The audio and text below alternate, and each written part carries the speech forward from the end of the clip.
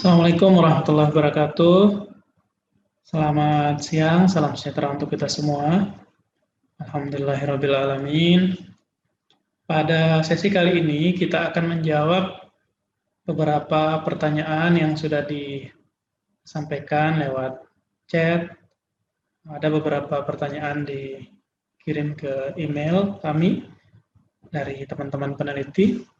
Kita akan tanggapi secara bertahap sehingga bisa dijadikan bahan untuk belajar dan diskusi pada sesi berikutnya. Mengingat banyaknya pertanyaan ini yang saya terima hampir 7 halaman ya. 7 halaman kita akan bahas secara bertahap. Kita akan kelompokkan sehingga nanti penyampaiannya terstruktur dan mudah dipahami. Jadi yang pertama ini ada pertanyaan dari Lisdawati. Pertanyaannya, dalam judul penelitian yang ditekankan itu pengembangan atau pengaruh. Sebenarnya pilihan-pilihan kata untuk judul penelitian itu kan diserahkan ke masing-masing peneliti. Kita boleh pilih penelitian eksperimen yang kita bisa memilih kata pengaruh di depannya. Boleh juga kita memilih penelitian-penelitian yang judul depannya pengembangan, dan saya pikir tidak terlalu serius dengan itu, hanya fokus peneliti itu inginnya seperti apa. Jadi kalau misalnya dia ingin menguji sesuatu, efektivitas sebuah model atau sebuah perangkat atau media yang dikembangkan, itu kita bisa memilih kata pengaruh. Tapi jika pengembangannya yang akan kita uji itu harus dikembangkan terlebih dahulu dan tahap itu kita akan masukkan di dalam penelitian kita, maka kita boleh memilih judul dengan kata depan pengembangan. Tidak masalah dengan itu. Kemudian yang kedua ada pertanyaan dari Lalu Haditya Arya Rahmana. Bagaimana cara mencocokkan judul penelitian yang akan dibuat dengan kemampuan orang yang akan meneliti? Begini, kita peneliti itu lebih tahu kemampuan kita sendiri. Kita tahu batas kemampuan kita bisa melakukan apa yang kita tidak bisa, apa yang kita sudah bisa, itu kita tahu. Nah, ketika nanti mengajukan judul-judul penelitian, maka harus dipastikan bahwa judul yang kita usulkan itu, kalau misalnya diterima, bisa kita kerjakan. Jadi jangan sampai kita mengajukan judul yang kalau misalnya nanti diterima, justru tidak bisa kita lakukan. Itu salah sendiri. Kemudian ada pertanyaan dari Ivan Ardisa. Setelah membuat 3 judul, ini usulan judul skripsi ya, salah satu dari judul akan dipakai seterusnya. Apa boleh diubah lagi?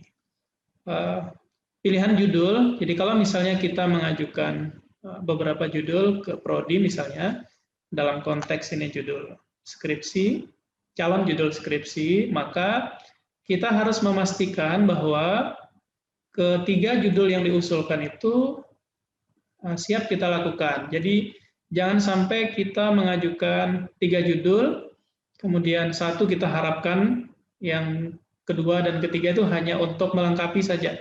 Saya khawatir nanti justru yang diterima yang kedua atau yang ketiga dalam posisi kita tidak siap, maka itu jadi masalah. Jadi kita mengajukan 3 judul, yang 3-3-nya kita harapkan dipilih salah satu, yang mana saja tidak masalah bagi kita. Jadi kalau misalnya nanti dalam perubahannya, dalam proses pelaksanaan penelitiannya ada kendala-kendala dan kita merasa ingin merubah, itu tidak masalah. Ada mekanisme kita mengajukan pengajuan judul. Kalau itu judul skripsi, tesis, dan seterusnya. Pertanyaan berikutnya dari Fitratul Jamil. Apa saja kriteria judul dikatakan baik atau bagus? sama aja sih ya, baik atau bagus. Jadi sebenarnya sih kalau kita search di Google banyak sekali pilihan-pilihan, penjelasan-penjelasan, di buku-buku juga ada. Cuma secara praktis, persis saya peneliti, persis teman-teman peneliti yang lain yang mungkin sudah penelitiannya banyak, sudah penelitian macam-macam tingkatnya. Kalau dibuat lebih sederhana, kriterianya persis saya ya, pribadi ya, kita bisa kategorikan sekitar 3 atau 4 kriteria. Jadi yang pertama, judul yang baik, itu judul yang kita sukai. Jadi kalau misalnya diterima, kira-kira kita suka dengan itu. Jadi cocok dengan passion kita, cocok dengan minat kita, maka itu masuk kriteria pertama.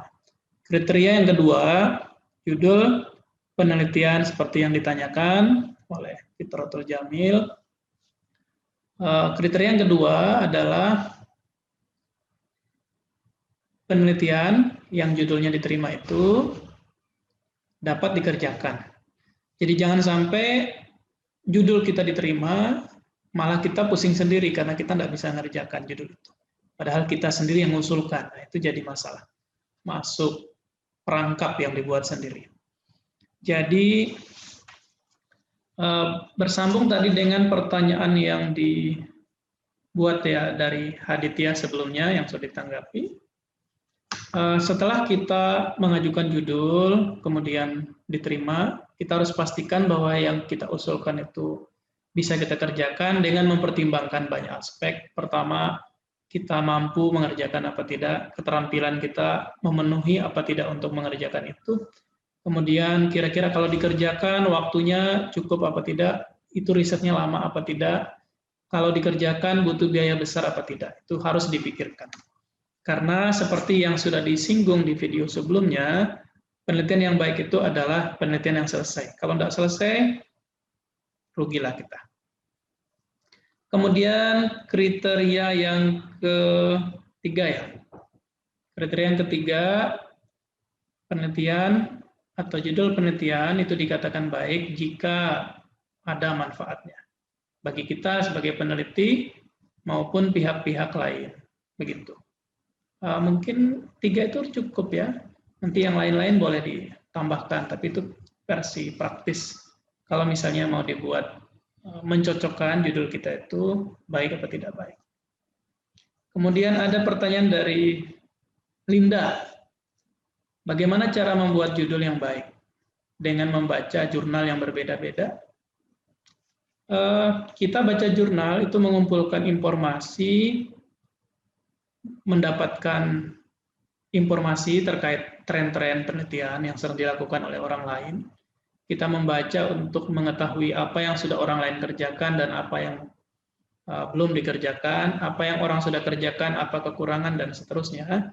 Sehingga kita mendapatkan gambaran, kita akan melakukan penelitian untuk menguatkan penelitian yang sudah ada, atau kita ingin menyempurnakan karena ada bagian yang perlu disempurnakan dari penelitian orang lain sebelumnya. Bagaimana cara buat judul? Setelah baca-baca itu, ini yang harus dipastikan begini, pengalaman ya. Umumnya kita ketika mengajukan judul sering berubah-berubah. Jadi kita mengajukan judul, nanti baca-baca berubah lagi. Baca-baca berubah lagi. Nah, itu yang bikin tidak selesai-selesai. Jadi kalau misalnya sudah baca, dapat ide, langsung dikunci, langsung disempurnakan. Baru mengumpulkan bahan-bahan yang relevan. Bagaimana cara buatnya? Ya ditulis saja, ada pilihan-pilihan judul, 1, 2, 3, 4, nanti, oh ini bagus, ini kriteria cocok, bisa dikerjakan, ini dilepas, ini diambil. Jadi seperti itu. Pertanyaan berikutnya dari Lisa Mariana. Dalam pembuatan judul penelitian, maksimal berapa kata yang dipakai? Jadi kalau untuk keperluan skripsi, apa tesis, apa disertasi, saya tidak melihat ada ketentuan secara khusus jumlah katanya berapa. di dalam hibah-hibah kompetitif nasional, baik desentralisasi maupun kompetitif nasional, disarankan jumlah kata-katanya lebih sedikit. Ada yang buat 15 kata, ada yang buat 18 kata. Kata-kata sambung itu biasanya tidak dihitung. Jadi di, pada, dan, untuk tidak dihitung. Disarankan juga supaya judulnya tidak terlalu panjang, tempatnya tidak perlu ditulis. Jadi kalau penelitian ke pendidikan, kita boleh tidak menulis nama sekolah ya. Nama sekolah, kelas itu boleh tidak ditulis. Kecuali pada penelitian tindakan kelas. Karena itu berlaku saat itu, di kelas itu, guru itu. Jadi tempatnya ditulis.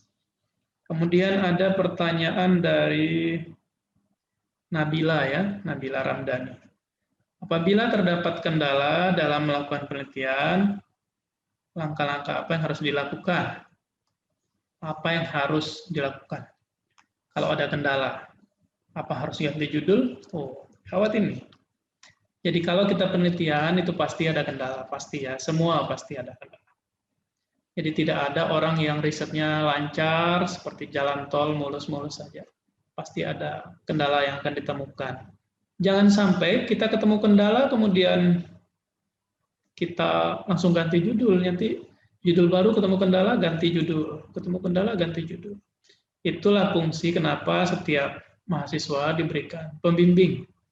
Di skripsi ada pembimbing skripsi, di tesis ada pembimbing tesis, di disertasi juga ada pembimbing. Itu kita berkonsultasi kepada beliau-beliau, menanyakan kalau kendala seperti ini, solusinya seperti apa. Kita boleh tanya teman-teman kita yang sudah penelitian juga. Boleh kita diskusi, kita menghadiri seminar, bertanya ke senior-senior kita, ke guru-guru kita, pakar-pakar yang penelitian di bidang itu, sehingga jangan sampai setiap ketemu kendala ganti judul. Kalau seperti itu tidak lulus-lulus nanti. Ya, karena skripsi itu ya. Kita, ini masih banyak pertanyaannya. Kita ke, ini pertanyaan dari Husnul Fuadi. Untuk proposal tesis, apakah mesti menggunakan dua variabel terikat atau boleh hanya satu variabel terikat? Ini pertanyaannya, apakah mesti? Tidak harus ya. Jadi ada tesis yang sudah selesai, itu variabel terikatnya satu dan sudah selesai dia. Ada yang dua juga, ada juga yang lebih dari itu. Hanya perlu diberikan batasan, jangan sampai variabelnya terlalu banyak, nanti akan mengganggu fokus kita bekerja.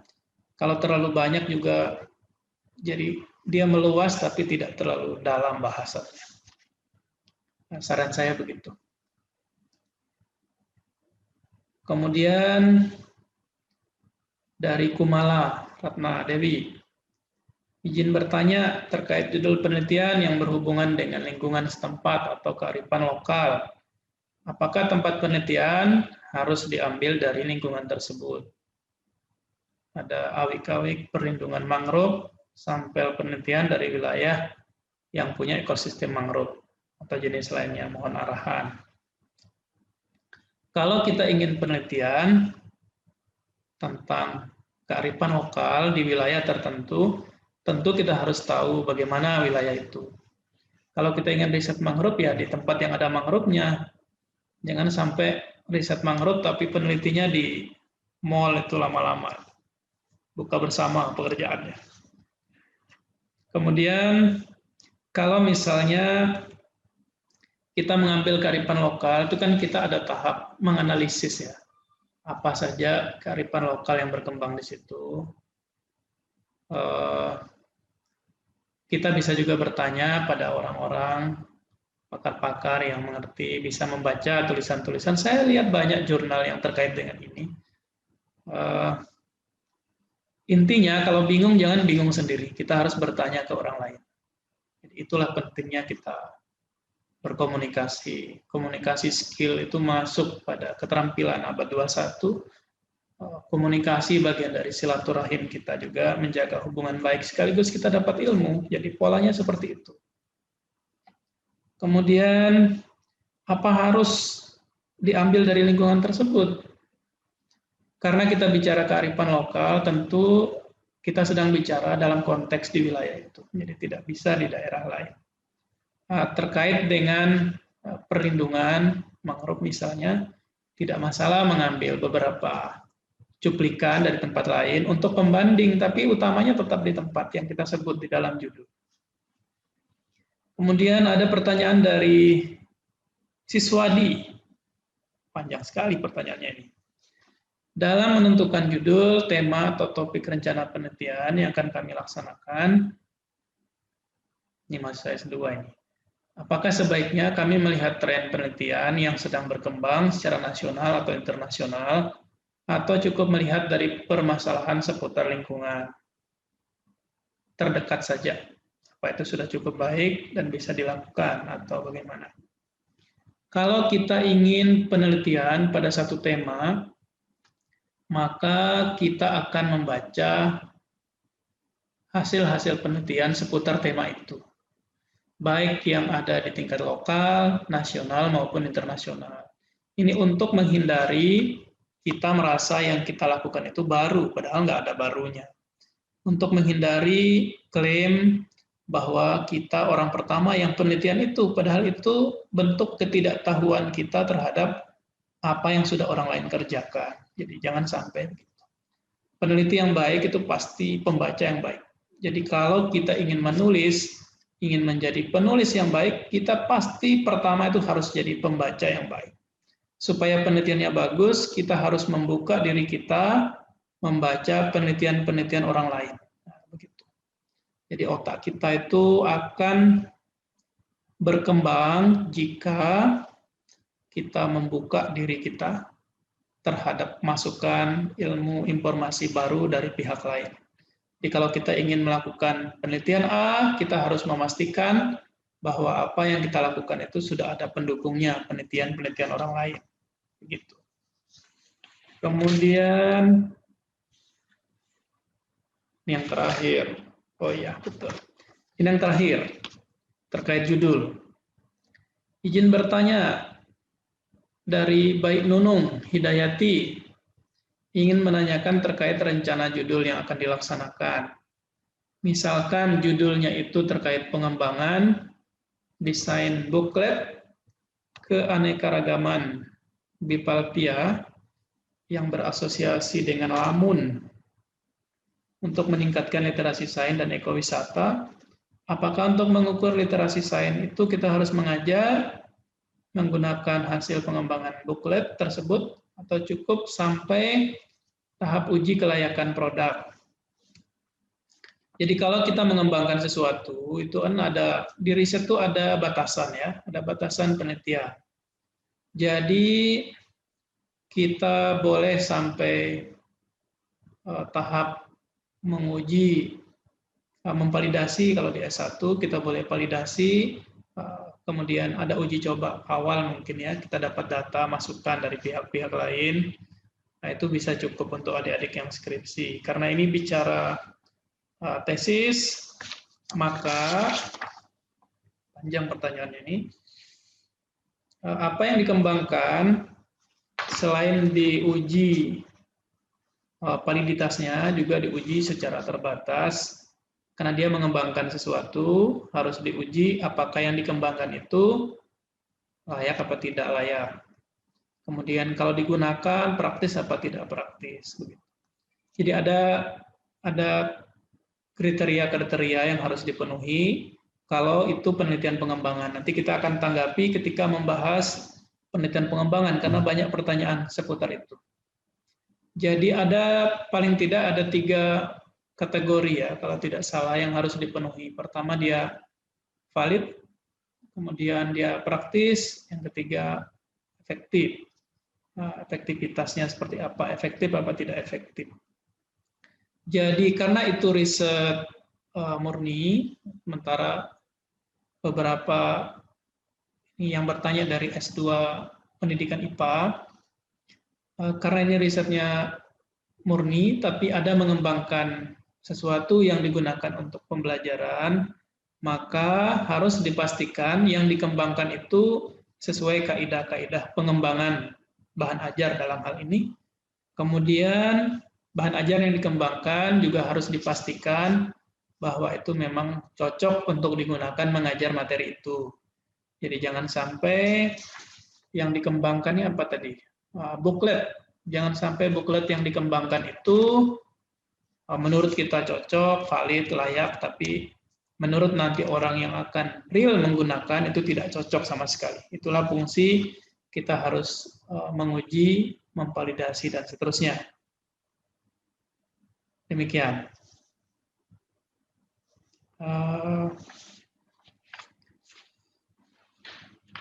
Kita akan kita tanggapi bertahap ya, supaya tidak terlalu panjang nanti sesi-sesinya.